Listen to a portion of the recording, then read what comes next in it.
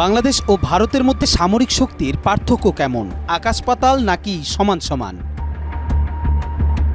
প্রতিবেশী দুই দেশ বাংলাদেশ ও ভারতের মধ্যে সামরিক শক্তির পার্থক্য বিশাল। ২৪ সালের ফায়ার গ্লোবাল পাওয়ার রিপোর্টে উঠে এসেছে এই তফাতের চিত্র। বিশ্বের সামরিক শক্তিধর দেশগুলোর মধ্যে ভারত চতুর্থ স্থানে, আর বাংলাদেশ সেখানে রয়েছে ৩৭তম স্থানে। গ্লোবাল ফায়ার পাওয়ারের রিপোর্ট অনুযায়ী প্রথম স্থানে রয়েছে যুক্তরাষ্ট্র, দ্বিতীয় স্থানে রাশিয়া এবং তৃতীয় স্থানে রয়েছে চীন। ভারতের আকাশপথে সামরিক শক্তি অত্যন্ত শক্তিশালী।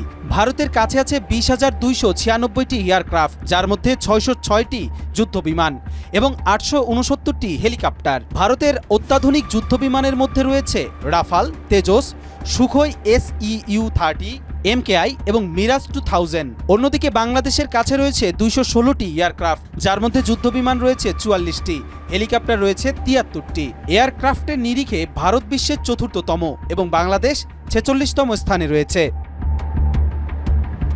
ভারতের হাতে রয়েছে ৪,৬১৪টি ট্যাঙ্ক এবং ৭০২টি রকেট আর্টিলারি, ১,৫১,২৪৮টি সামরিক গাড়ি। পাশাপাশি পরমাণু শক্তিধর ক্ষেপণাস্ত্র ভারতকে আরও শক্তিশালী করেছে। বাংলাদেশের স্থলবাহিনীর কাছে রয়েছে ৩২০টি ট্যাঙ্ক এবং ৭১টি রকেট আর্টিলারি এবং ১৩,০৬১টি সামরিক গাড়ি। ট্যাঙ্ক এবং রকেট আর্টিলারির সংখ্যার দিক থেকে বাংলাদেশ অনেকটাই পিছিয়ে। নৌবাহিনীর ক্ষেত্রে ভারতের হাতে রয়েছে ২৯৪টি নৌযান, এর মধ্যে ১২টি ফ্রিগেট এবং 10টি ডেস্ট্রয়ার এবং 18টি সাবমেরিন এবং 2টি এয়ারক্রাফট ক্যারিয়ার রয়েছে। বাংলাদেশের নৌবাহিনীতে রয়েছে ১১৭টি নৌযান, যার মধ্যে 60টি ফ্রিগেট, 2টি সাবমেরিন এবং 55টি পেট্রোলিং ভেসেল।